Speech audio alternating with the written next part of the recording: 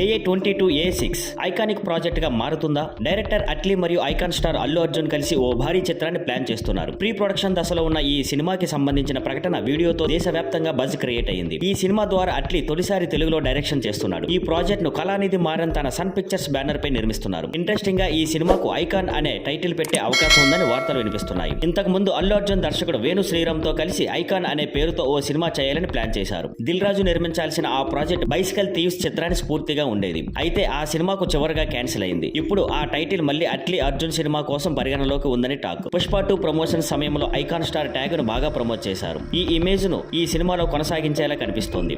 ఇంకా ఒక హైలైట్ విషయం ఏంటంటే ఈ సినిమాలో 5 హీరోయిన్లు ఉండబోతున్నారని ప్రచారం. ఇప్పటికే దీపికా పదుకునే, మృణాల్ ఠాకూర్, జాన్వీ కపూర్ పేర్లు వినిపిస్తున్నాయి. భాగ్యశ్రీ బోర్సేతో చర్చలు జరుపుతున్నట్లు సమాచారం. ఇంకా 5వ హీరోయిన్ కోసం వెతుకుతున్నట్లు తెలుస్తుంది. షూటింగ్ జూన్ లో ప్రారంభమయ్యే అవకాశం ఉంది. అయితే ఇంకా టైటిల్ కాస్టింగ్ కు సంబంధించిన అధికారిక ప్రకటన సన్ పిక్చర్స్ నుంచి రాలేదు. ఈ ప్రాజెక్ట్ పై అధికారిక అప్డేట్స్ కోసం అభిమానులు ఆసక్తిగా ఎదురు చూస్తున్నారు. Thank you for watching. Please like, share and subscribe.